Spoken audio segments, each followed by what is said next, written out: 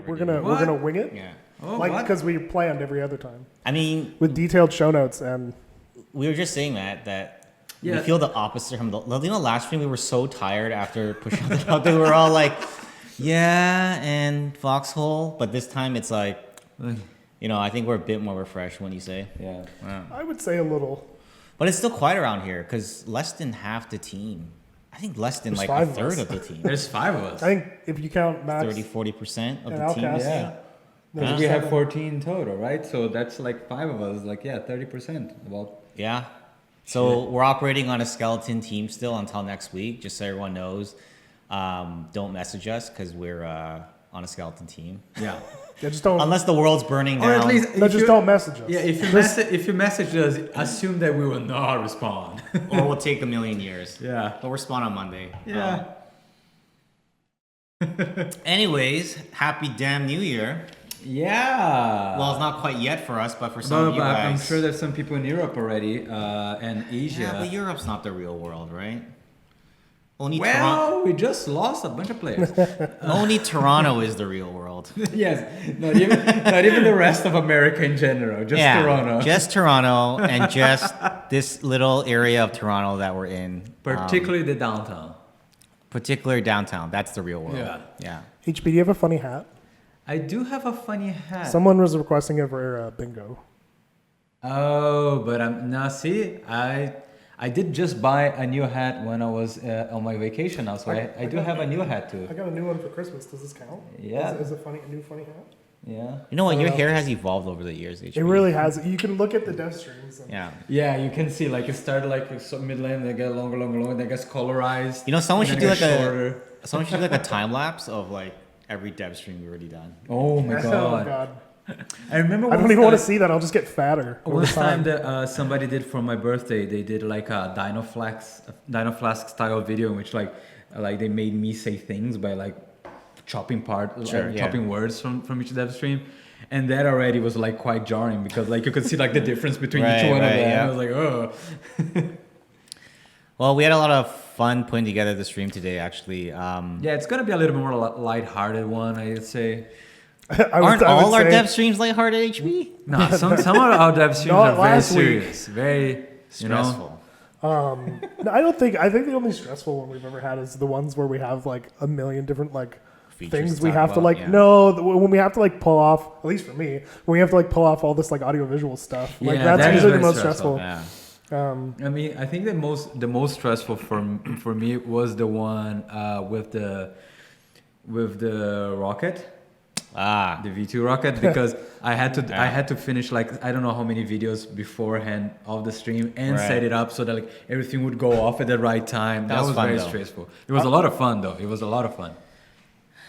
Well, let's get to some more fun, shall we, Mark? Some not so community highlights. Well, it's a special edition, New Year's edition, New Year's Eve edition of edition community highlights. Community highlights preview. This is a real preview. Yeah, this is a real preview because usually we do show a lot of stuff and a lot of the stuff that you guys are gonna see on the blog post coming. This time we only have one thing to show, but boy is it worth it. And it is the Potato and Press Corps World Conquest 19. Potato and press cord. Yeah. Isn't potato part of press cord? Yeah. So it's a World Conquest 19 documentary on everything that happens on that historic World Conquest. Historic World Conquest. I just remembered something. I'm going to put this on pause for 1 second. Matt, there actually might be a lot of new users, and I don't know if we introduced ourselves this time because we're so enthusiastic. That's a good point. My name is we should do Matt, that. and next to me is HP, and next to him is Mark. Yeah. Is that good enough, or do you want to? Well, we tend to do dev streams every 2 weeks for the most part. Yeah. And we just talk about things from the community. We talk about what we're working on. We ramble on about things that people probably don't care about. Most of it. And yeah, we try to do it. So anyways, we'll get back to where we were. I just remember that there's probably at least some new viewers out there. So. Yeah, I think we mostly, like, to your point, I think we mostly do dev streams every 2 weeks on the normal schedule. Yeah. But when we get closer to updates, sometimes that changes. Yeah. Just due to the fact that we have to work on the game. Yeah. And we can't show anything, and we'd rather show stuff. So let's talk about this. So yeah, this is literally mind blowing. I don't think we've seen any community made. I don't think there's audio anyway, so That's okay.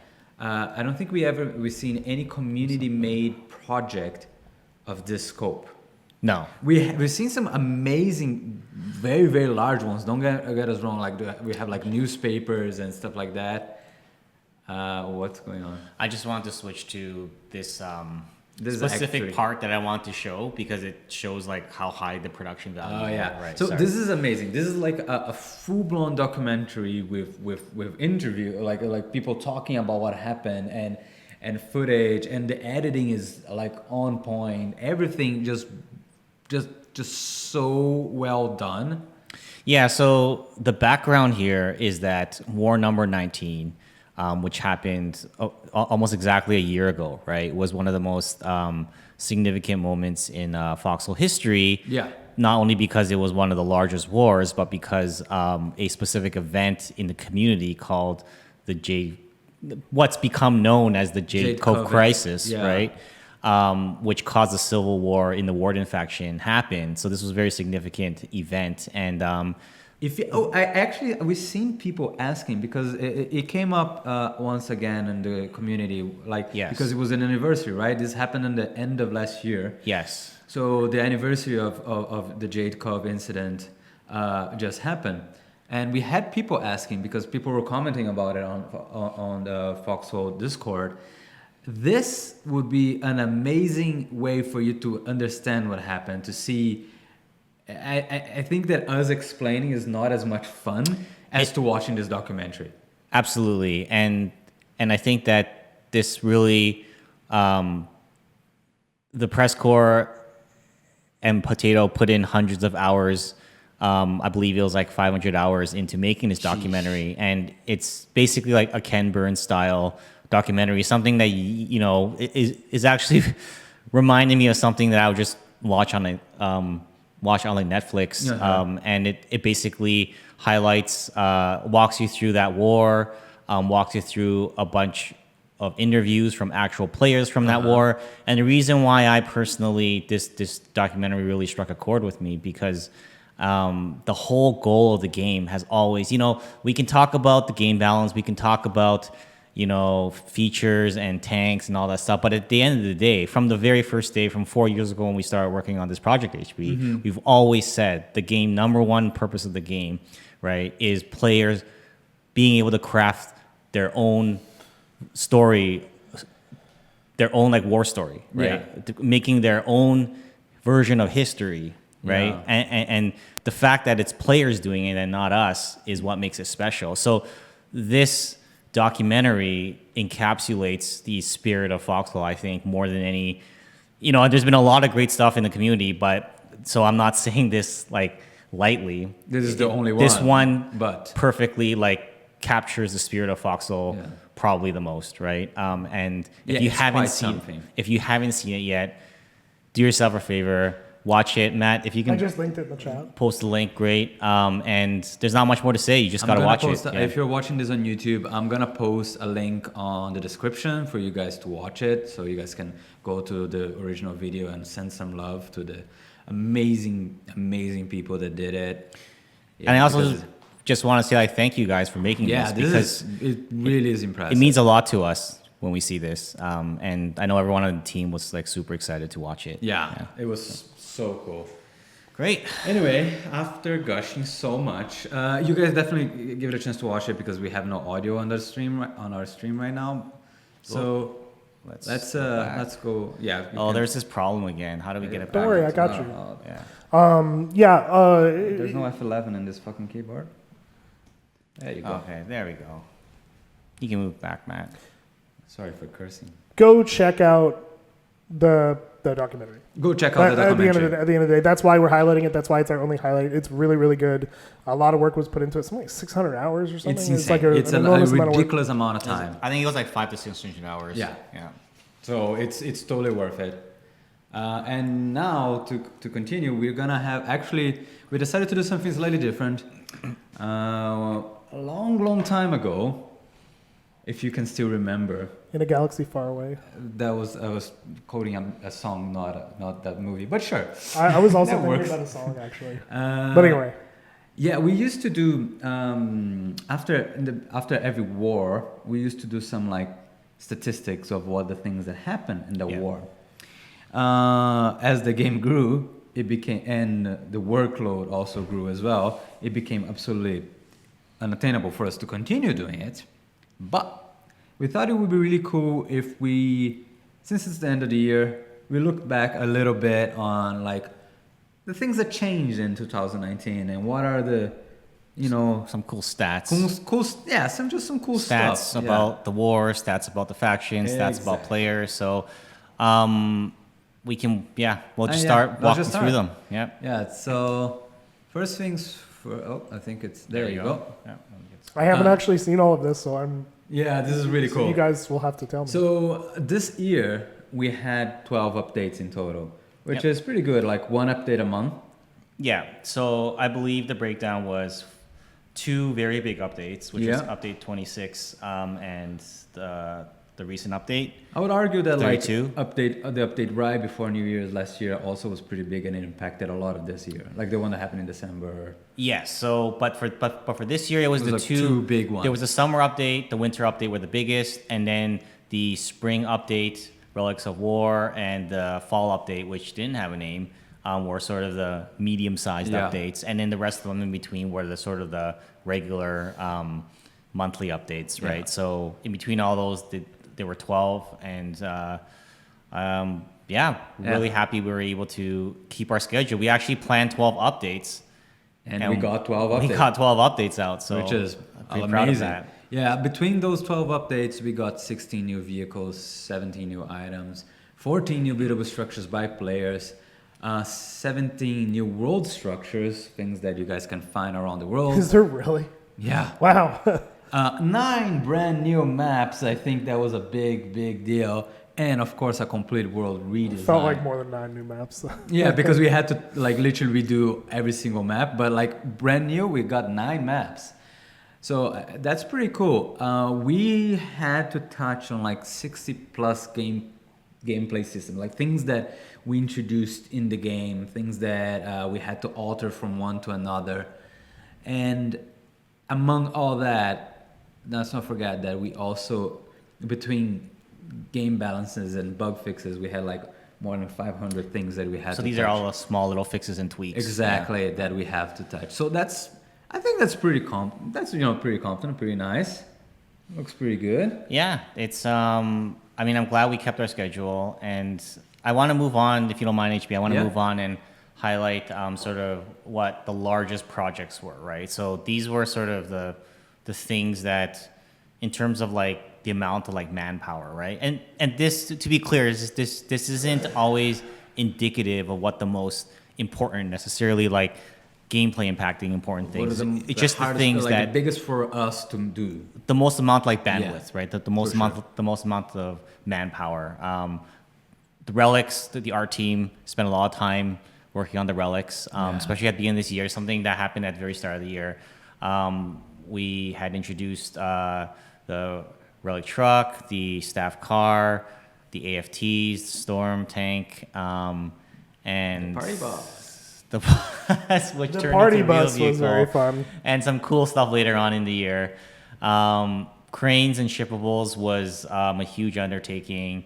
Making a fully functional crane in an existing sandbox was actually had a lot of the scope of that, both on the art, both on modeling, animation, and the programming side. I know Phil almost went crazy implementing this. I know you guys figuring out. I know UHB had firsthand a lot of challenges in making that. This crane was like this crane took years off my life. Yeah.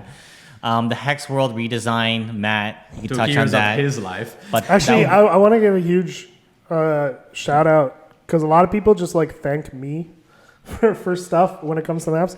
But like KFC, Max, and Leon, and even HB worked really hard on that Hex World redesign. and in a weird way, I felt strange because I did a lot of management during that time period. It wasn't as hands-on in the same way. It was a lot of making sure all the right pieces were in the right places at all times, and so they deserve like a huge amount of credit for that they don't get, I feel.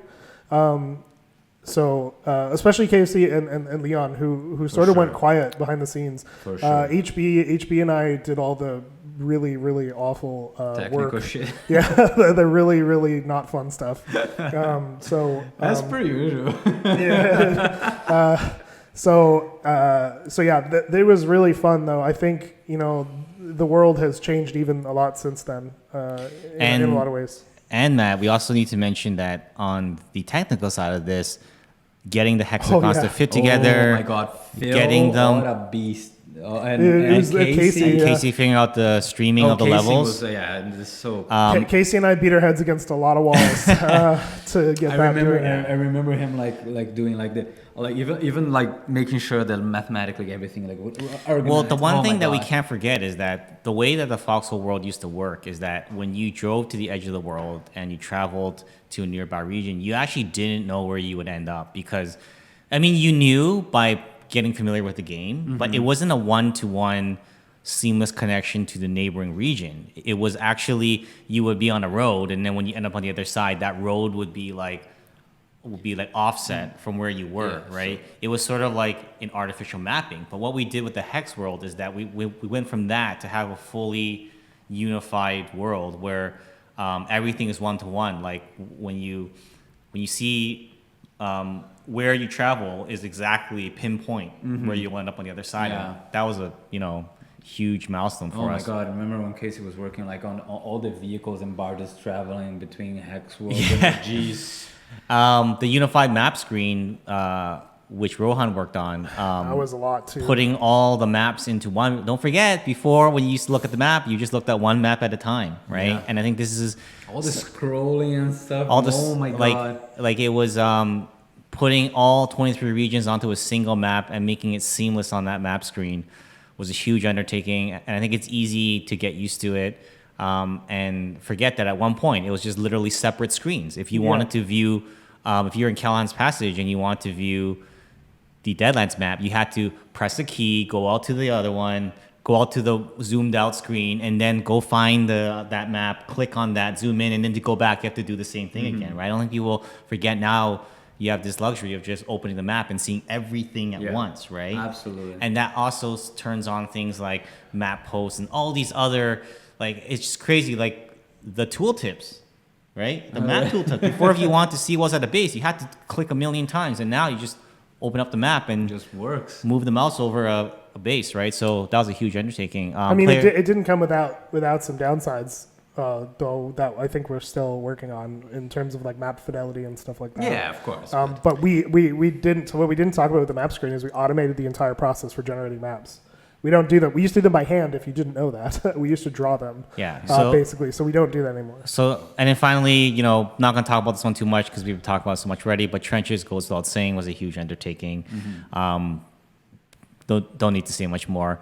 But I want to move on to this slide, which this is what I would categorize as like most important changes, right? So this is not necessarily the biggest changes in terms of scope and size, but these, in terms of the goals we had at the beginning of the project, right? Like our goal was how to make you feel like you're part of a real war, right? How do you make it feel like you're working with hundreds of people, that you're crafting this war story with real players, right? In one unified world, right? So removal of the port bases. So for the new players, we stressed out so much over this because we were like, what's going to happen when we like remove it? Are there going to be problems with one side being completely pushed out of the world? It was just so, we stressed over this so much, and there's reason why that it took us so long to pull the trigger on this, right? Yeah.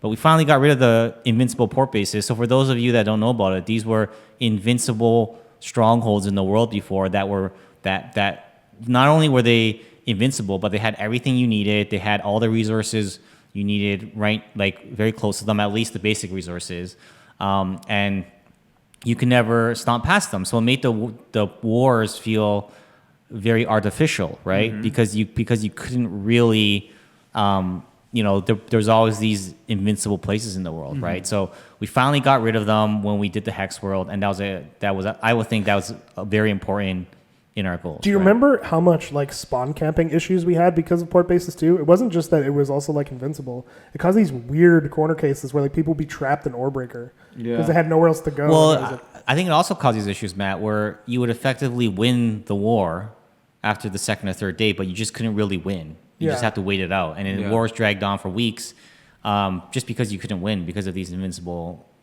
port bases, right? So, removal of the infinite spawns and the new deployment system. Again, this was not necessarily the biggest feature, but it was very important, right? Because that was another one of those really magical things in the game that took away from the feeling of being in a real war. Because let's not forget, before you can sneak into the enemy backline, you can back cap a fort, right, or a town hall, and then infinite number of that faction is able to spawn in, right? And to get rid of that was hell, right? And we had this system in place for a lot of purposes, like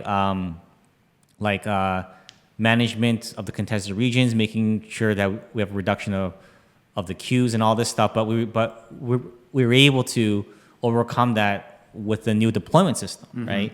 And the old infinite spawn system had a lot of headaches. Like players weren't in charge of saying.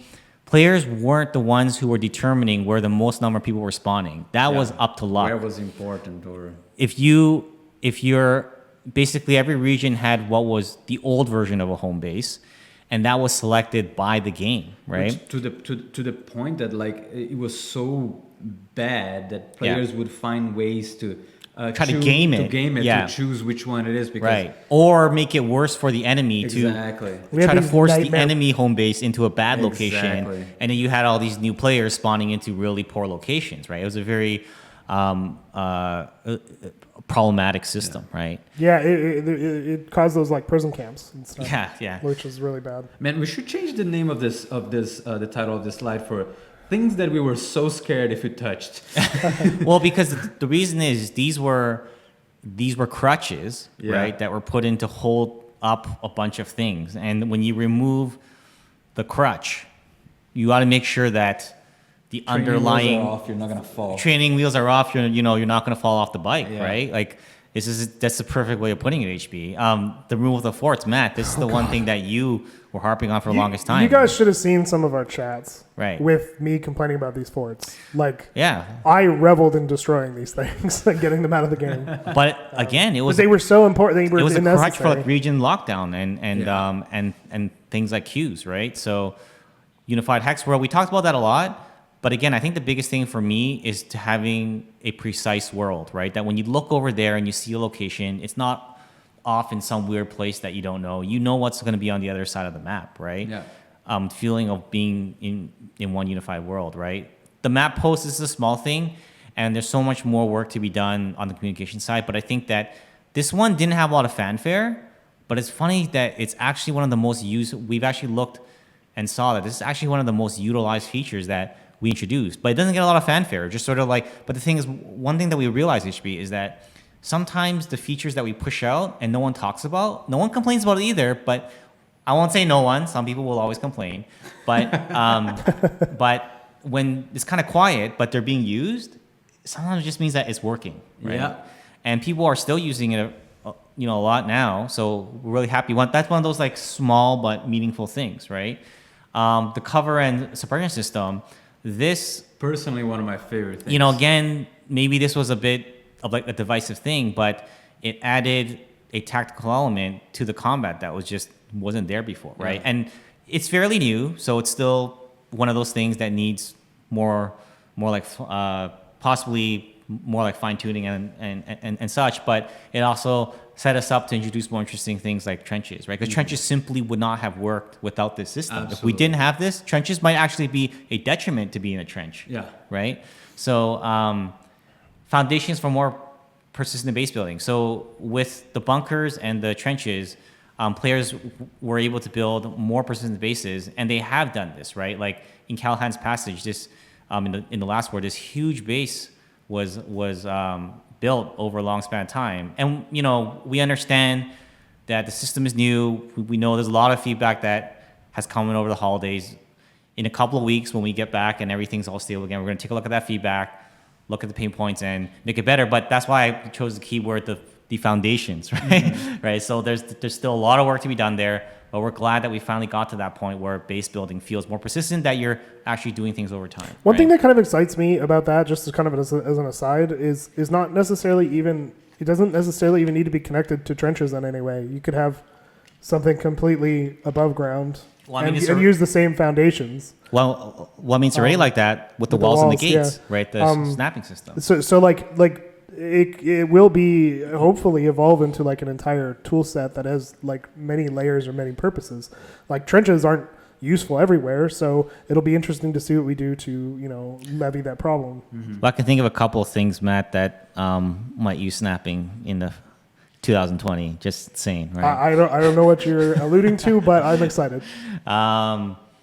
These are these things that are not that user facing, but it's important in order for us to actually support all these features, in order for us to actually be able to maintain player capacity while adding things like trenches and all these things. Is we did a bunch of work at the beginning of this year on server performance, right? And we identified a lot of the bottlenecks on our servers. It's one of those low key user face. It doesn't really, you don't see it as a user, but this is definitely not user facing, right? Yes. But it's there. And server infrastructure automation. One big thing that we did on update 26 when we introduced the Hex world is that we completely revamped the way that we manage a server, where most of it, or I would say like a big chunk of it, went from manual to like fully automated, right? Yeah. So we can like bring up all the regions at once. We can shut them all down at once. We can patch the servers by hitting a button. Just so people understand, before we had to do all this work, we had already what? 12, 16 regions, something like that. And we had to do them server by server. We had to do them server by server. Every time that we had to do any changes, like starting a war, finishing a That's thing, right. whatever. So now that with the unified world, one of the things that we were forced to do was to add more automation in there. Yeah. And this helps us in all regards. If we have to, one example is if there's a problem on live and we have to patch the servers, scrambling to do it manually is just increases the risk, right? And takes longer. But the fact that we can fully automate, or rather we can automate more of this stuff now, makes it easier for us to like fix things too, right? And that's kind of it for that slide. Now we're on to the fun stuff, right? This is really cool.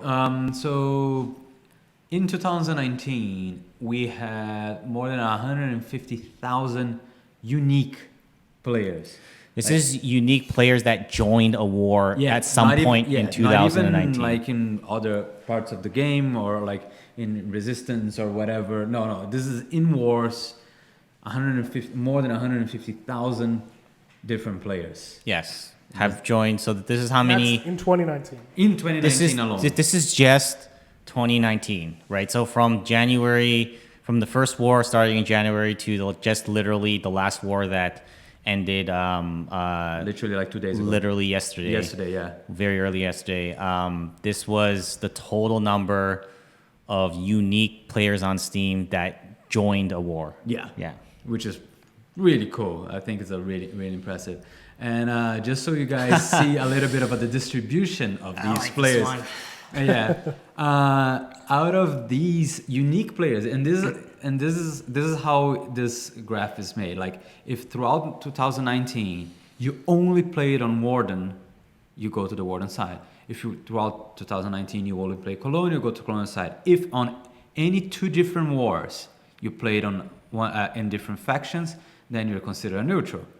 Filthy neutral? Yeah, well, I'm a neutral myself, so you're filthy, HB. It's okay. I'm neutral as well.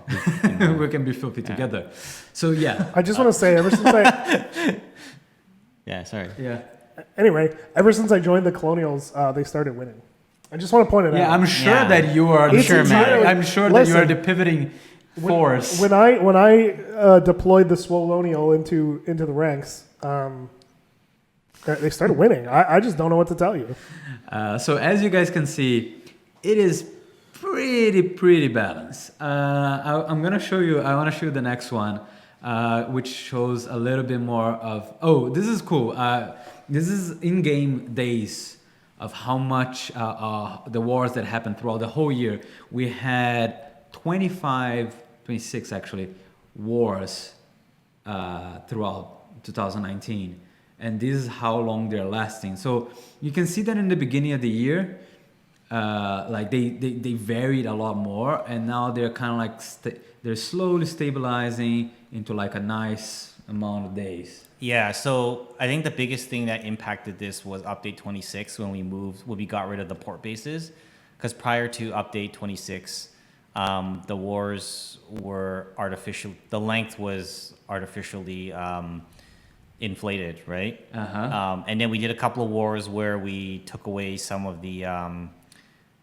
Before there was a long grind for civic parts, or rather, upgrade parts to upgrade your civic centers before you can win. When we took that out, the wars dropped to very low point. I think on that war 26 there. But then that was because of relics. Yeah, and then it jumped back up, and then slowly we've had a couple of short wars over the summer, and then things are stabilizing a bit more now. Yeah. Yeah. And people like I saw some people complaining like, oh, miss long wars or miss short wars. I think they're like stabilizing like in a nice, comfortable number, which is good. We're always gonna have variation because that's the nature of a sandbox game. But I think it's pretty cool. You can see that on like how many days were played while in a war. This is the sum of it all. We got like more than 8,000 days playing, like fighting in a war. And you can see from this graph that like at some point it starts becoming more of a linear race, which is a very good indication that the wars are more. The time that a war takes to begin from beginning to end is a little bit more constant now. It's a little bit less. More constant rather than Yeah. I don't fully understand this graph. This graph is simply like how many days in games we had people playing in a war. So okay. like the first war was 600 days. The next war was like 400 or 500 something. And then so it's the sum. So it is. Yeah. So it is always going to be like increasing only, man. Oh, I see. Right. So it's not. To be clear, this isn't saying that wars are getting longer and longer. Just to be super clear about it. This is just the sum of it all. So you can see. Sort of.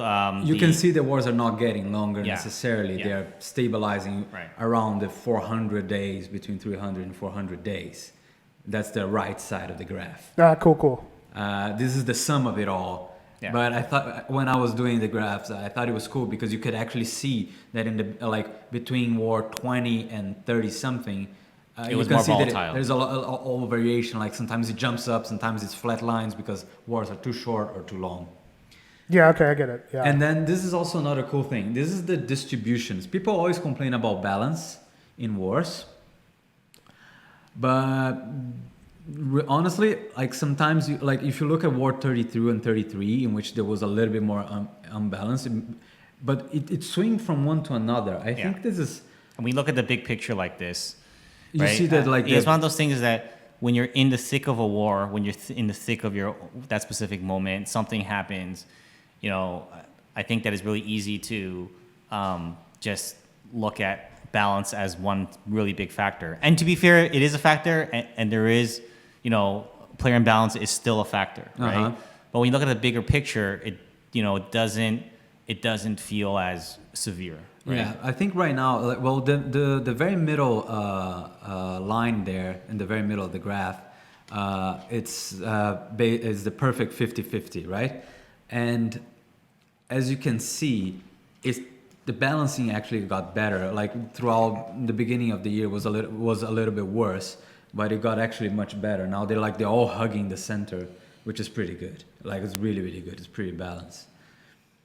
And having that in mind, I think that it's kind of interesting that in total, you guys killed in game more than 11 million times somebody else. Right. And between colonials and wardens, the colonials died just a little bit more. Wardens were a little bit more lethal. Insanely close. Insanely close. Yeah, throughout the that is- whole that is year. just completely bonkers to me. So I just want to say the entire casualty count of World War II for the entirety of World War II of military personnel was 20 million. So we're So halfway there. in 1 year, we're halfway there. Interesting. Okay. Based on my Wikipedia stats. 100% accuracy. With 100%, yeah, well. So yeah, I thought this was really cool, the casualty per se. And also another thing that was really interesting is the number of comments.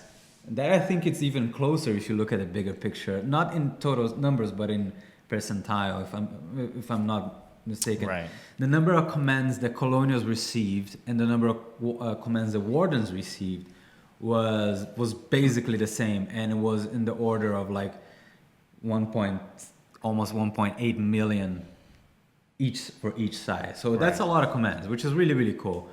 And then of course, this is really cool. This is actually most really exciting slide.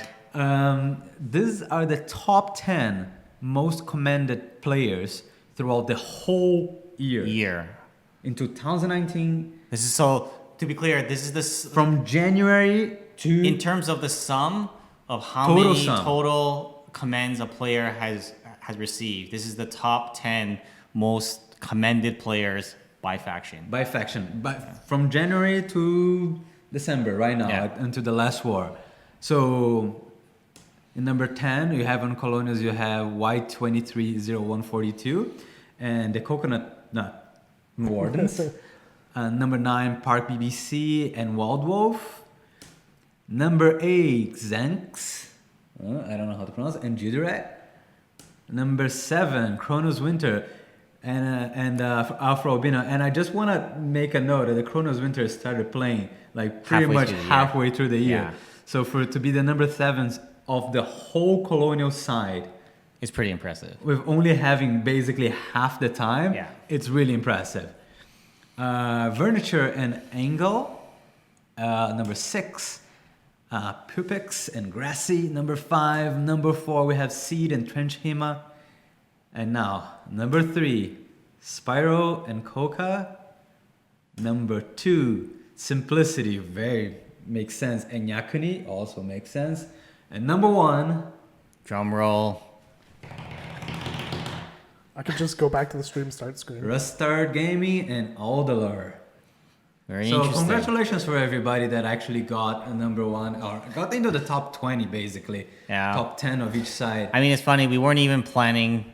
First of all, we don't really this isn't a big deal in Foxhole for us, but it's a fun stat, right? I think it shows like people that other players look up to in one way or another, either because they're helpful or because they're interesting or because it's fun to play with or because they are good, whatever is the reason, until we start changing the commanding system to have different categories. Until we do a profile wipe and everyone starts from 0.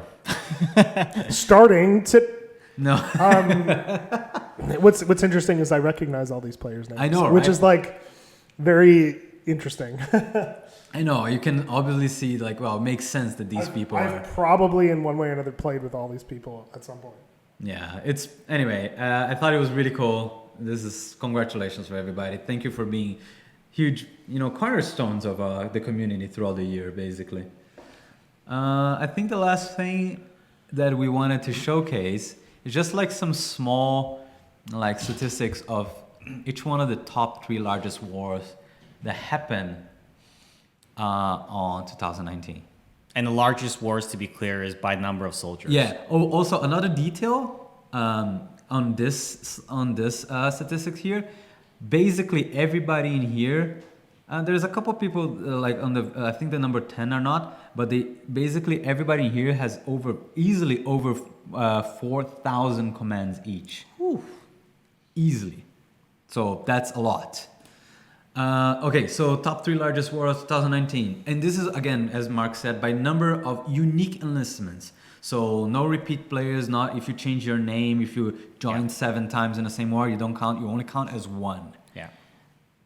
Number 3 was actually the very beginning of the year, war number 20, January 1st to January 26th. It lasted. It has been It was our longest war. Longest war, okay. In this. I think our longest war period. I'm not 100% sure, but definitely the longest war throughout this year. It has the most amount of casualties as well, and has the third most number of unique soldiers with over 33,000.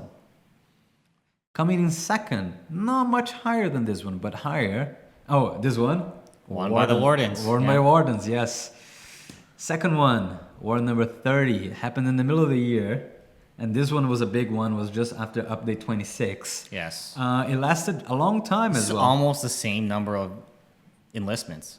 Almost the same number of enlistments. So you can see a lot of people, Less casualties. less casualties. Well, the length of the war, right? The length of the war. But But you not can by, see, like a dramatic but amount. as you can see, it was a much more lethal war because it lasted for a much Right. shorter amount Yeah. of time. Yeah. It was a But more lethal war. Way more casualties per I day. mean, 600,000 is nothing. to Oh my sneeze at. god. That's a stat we should have said is like the ratio of lethality. number of kills. Yeah, Oh, like man. because that's okay. And who won this one? This one was Colonials. Ah, interesting. And the number one war, this Largest year, war by number of unique soldiers. and by a huge margin, I would say, Yeah. is the very last war that you guys The war that just played. ended yesterday, yes. So this war that just ended has been our first, like the most unique number of soldiers, the most unique number of players playing in a war. It lasted for a little bit longer than the second one. It was like 447 days in game.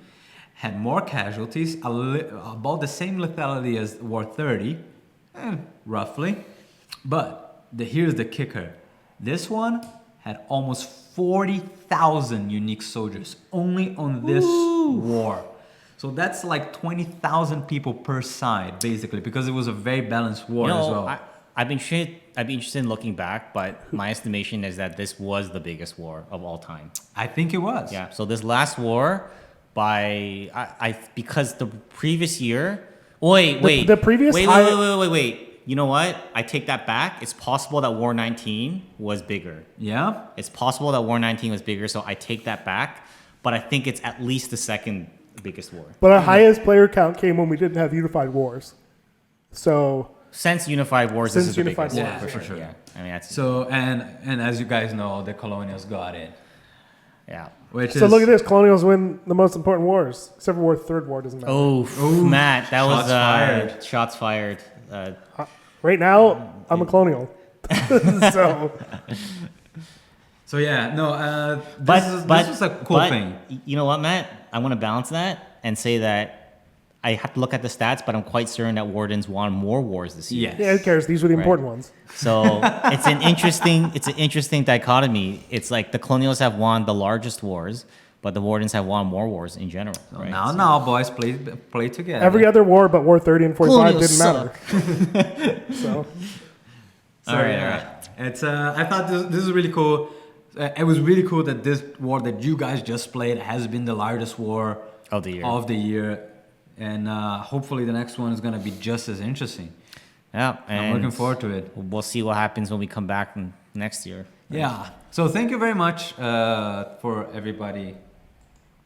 For just joining the game this year, Being part of these stats. yeah, making this pretty every one amazing. of you is one of these stats. You're a champion. You know You're what a does surprise casualty. me? You know what does surprise me, HB? So I was wondering why the lethality. I would have thought the lethality of this recent war would have been worse because of the trenches.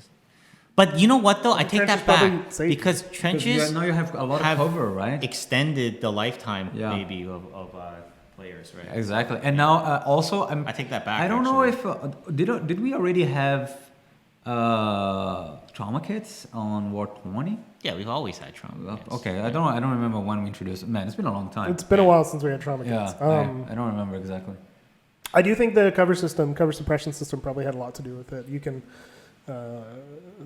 stay alive a little bit more, but then you can also be more lethal, so I don't know. Yeah, I'm kind of curious. I'm actually going to look into the stats to see which one was this year's most lethal war. It's a simple thing for me to look it up. I'll dig into it. So yeah, thank you very much. We're actually going to do a little bit of a development update today. Very small, just so Yeah, really quick one. I think nobody expects us to do crazy stuff like. Well, the thing is, the office, we're operating on a skeleton crew. Really, the holidays won't be over until another week or two. Or at least a week or two when things start to get back in motion again. So for now, it's still really quiet. But I wanted to just talk really quickly about, at a high level, this is not a roadmap. So to be clear, this is not what we're planning. This is not a solid like roadmap plan or anything. This is more just at a high level right now what our priorities are going to be, and at a high level going into next year, right? So the high level, what are the things that we're going to be focusing on, right? Expanding on trench warfare. So there's a bunch of stuff, as you guys know, that we had talked about. I'm not going to go over them again, but there's a bunch of features that we had talked about on the last stream about things that we're going to do in January and February just to follow up on trench warfare and to finish or come back around and fill in some of the gaps that we want to fill in because we didn't get around to certain things in the first release of trench warfare. Operations revamp, another thing that we didn't get to. We did a squad revamp, and I know a lot of you guys felt like some of that was a step backwards and we took away operations, but the plan has always been to also do an operations revamp alongside with it, and squad system was designed to work with a new operations system that we just didn't have the time to do this year. So that's another thing we're going to come back around. We want players to be able to do longer term planning. We want players to be able to organize multiple squads at once, right? Logistics features and reworks. We've definitely, we know there's a lot of feedback for this. It's something that's going to take time. We want to expand out the logistics game. We want there to be more you can do, more you can build up as a war progresses, right? That will allow you to build up this more of like a well-oiled machine, logi machine, as like a logistical infrastructure as the war progresses. And we know there's a lot like pain points. We're gonna look at them, but I want to be honest with you guys. Like logistics is one of these things that a lot of people have a lot of varying thoughts on, and this is gonna take time, right? It is gonna take time to make better. This is not a quick fix. This is not implement a list of 5 things and everyone's gonna be happy. This is gonna be an ongoing thing. We're gonna try to do a bunch of stuff. In the first, I would say, the earlier part of this year, the first third of this year, we're gonna try to make some stuff happen. But again, I want to be honest. Logistics is complicated.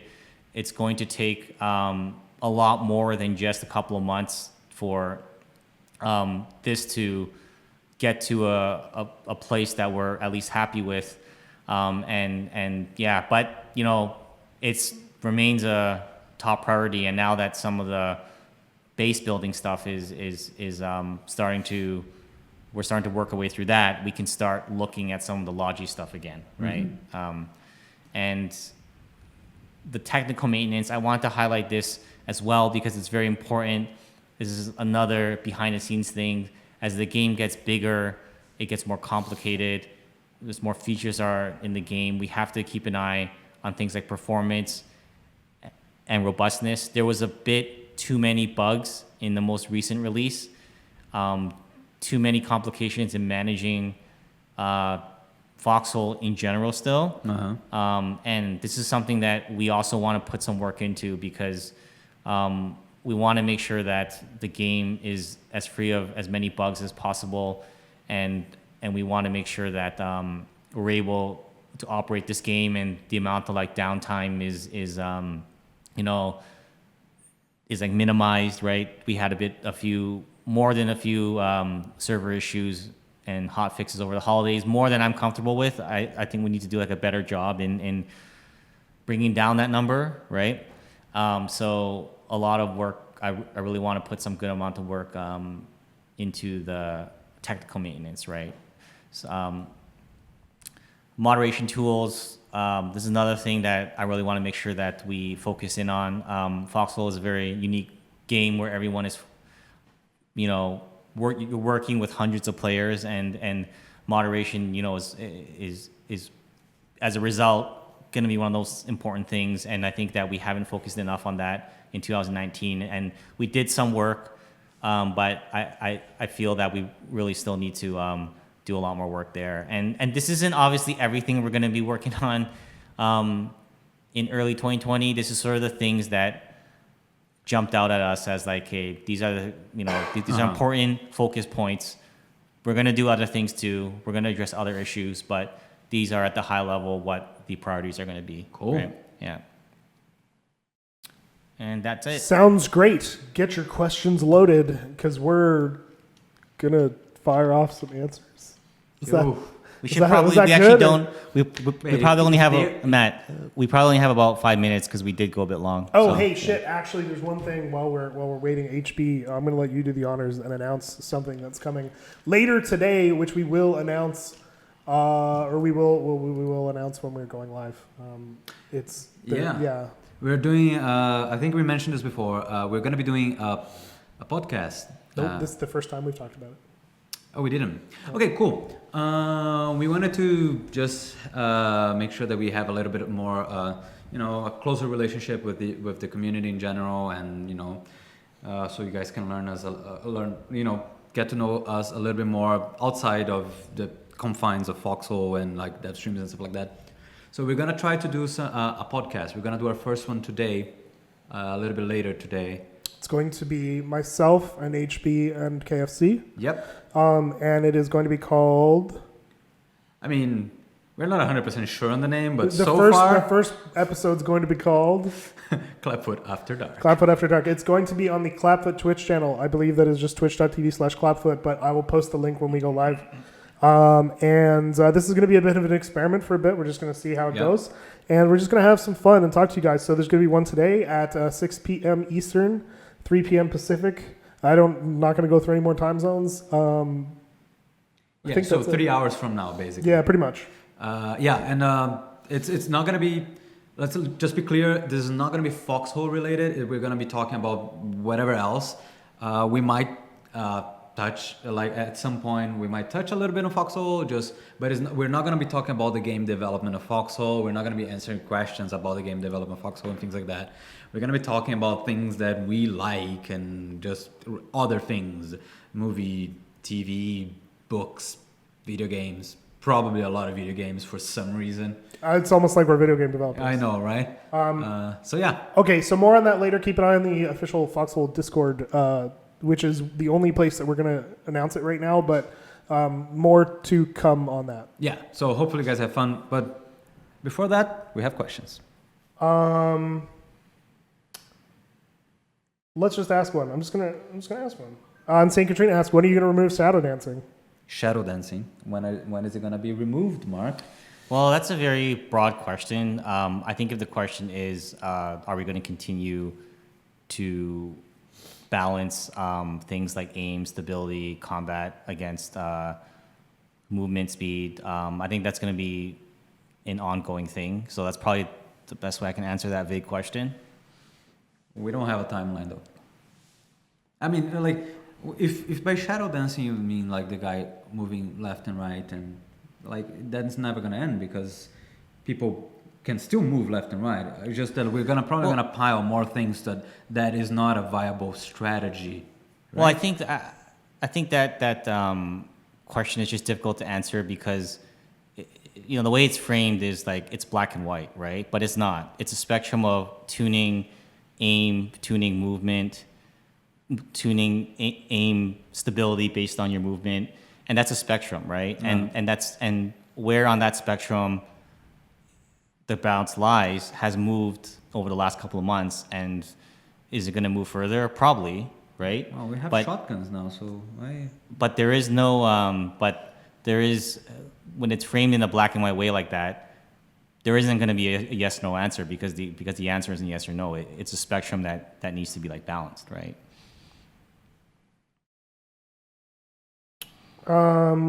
Rodzio2H asks, are you planning to add new maps? Probably not for the foreseeable future. Yeah, we're pretty happy with the size and complexity of the world right now. We have a lot of flexibility into how we set up the start of the war. We can support our player base pretty well as it is right now. So right now, from my perspective, I would like to just keep improving and polishing up what we have before we go about adding more. And I think that's not, that is to say that eventually, yeah. I mean, if the game continues its forward momentum, that's a foregone conclusion, for sure. That's an easy content addition, honestly. Mark, maybe you want to talk about this. If not, just say no. I'm not going to try to pronounce this name, but they ask, can we get more information about relic vehicles? About what? relic vehicles. What relic vehicles? Great. Next question. There's relic vehicles? I guess I don't not. know. Hetzakotl asks, will you take guests on Clapfoot After Dark? Eventually, if it continues, yes.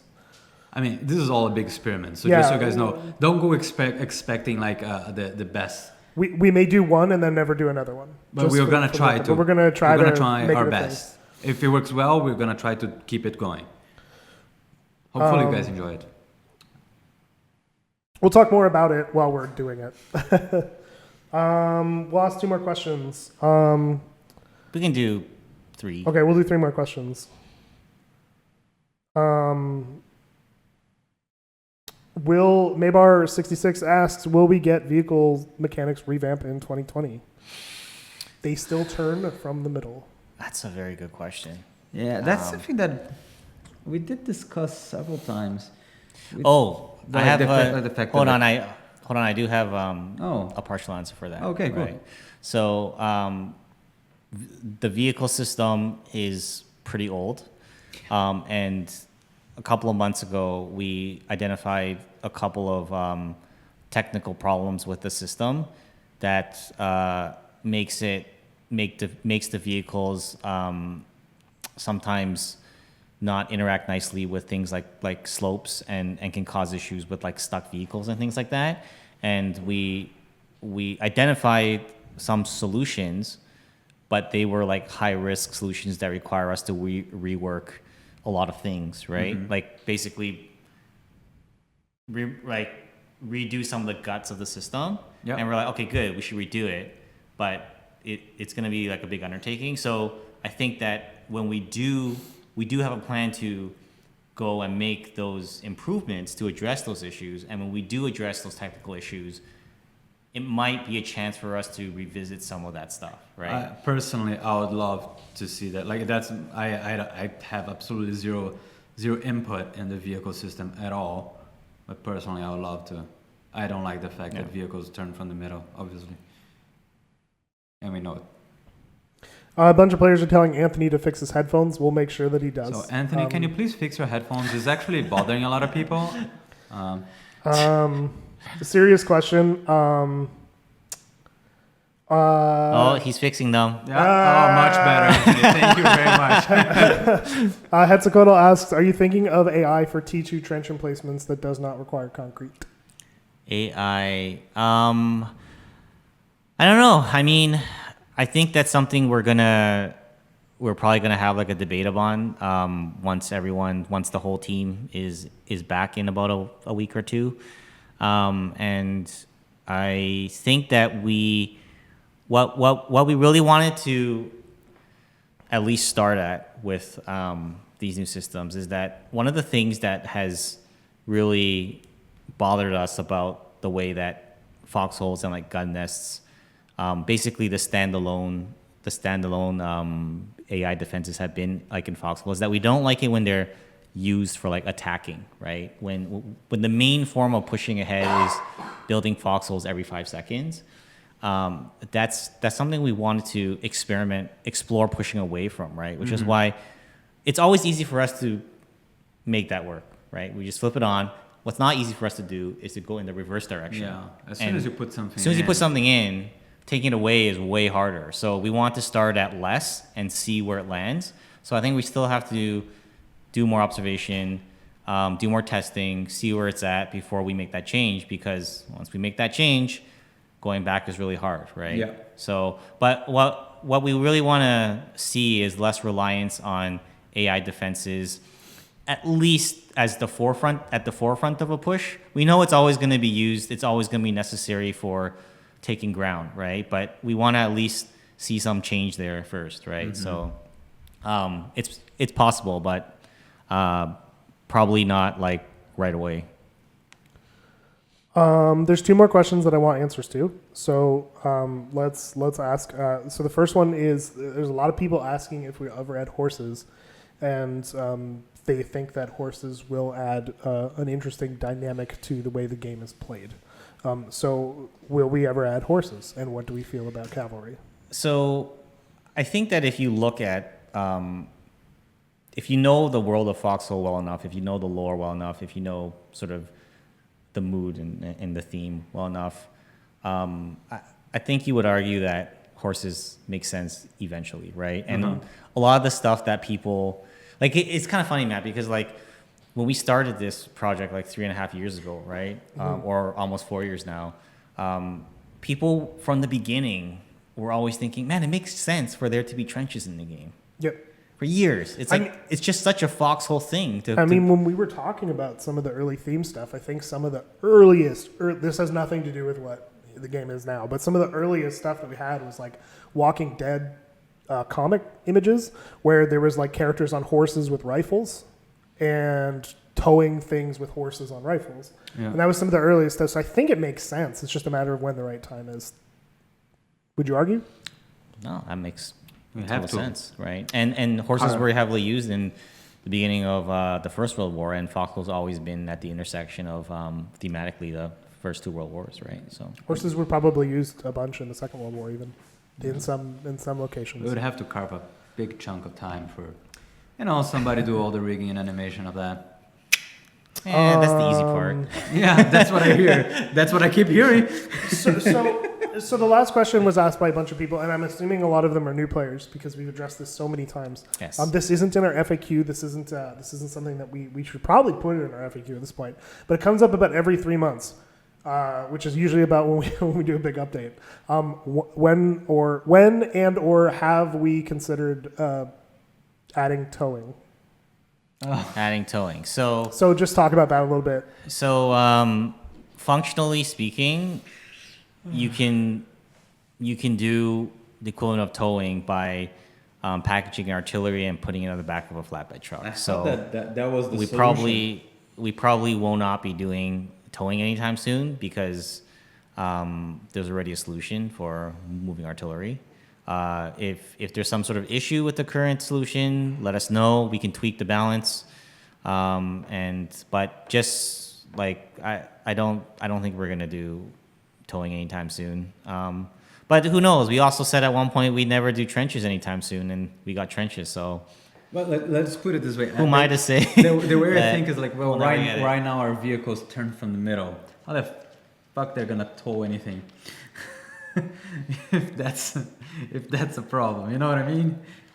So yeah, that and other reasons. There's other reasons, but that's one of the main reasons why we added the flatbed truck, in which you can put anything on the back, is to serve that purpose.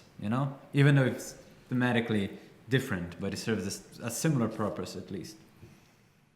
Okay, friends, that will do it. HB, why don't you take us home? Okay, thank you very much, first of all, for an amazing year. Thank you, everybody, for tuning in. And if you're watching this on YouTube, you should give it a shot.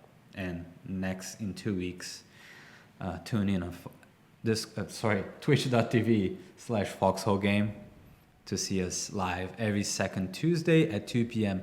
EST. Will there be one in 2 weeks? Are you back, Mark? I'm back, and yes, there will be one in 2 weeks. I don't know when it's going to be the date, but it's going to be like January 13, something like that. Yes. Whatever is the Tuesday of that week. If you're new, join us on the Discord as well.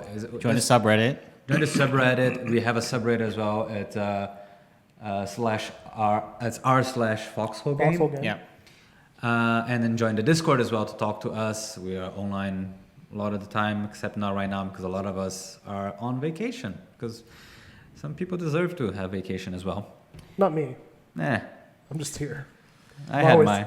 always asleep here. And, my bed's back there. You just can't see it. That's So- not true. That's not true. Huge scandal. Yeah, and for the first time, join us on Clapfoot After Dark. I like it. When you say it out loud, I like it. Okay, no, well, Yeah, it I might like it. become it might become the name of it. We don't know yet. It's sexy. No. It's gonna be in 3 hours, about 3 hours at 6 p.m. EST. It's just gonna be a podcast, not necessarily Foxhole related. It's gonna be me, Matt, and Max, which is KFC, and it's not gonna be on this Twitch though. No, well, we will post the link on the official Clapfoot. Yeah, but it's Flat like Foxhole Discord. I think it's twitch.tv/Clapfoot, but I can't. I'm not yeah, I think it's positive. slash Clapfoot. Yeah. Anyway, that's where it's gonna be. All right. All right. Have a Well, happy New Year, everyone. Happy New Year, everybody, and See you in 2020. into the next decade. Bye. Some cool stuff in 2020. Stay- Cool vehicles are coming. Stay New things. foxy.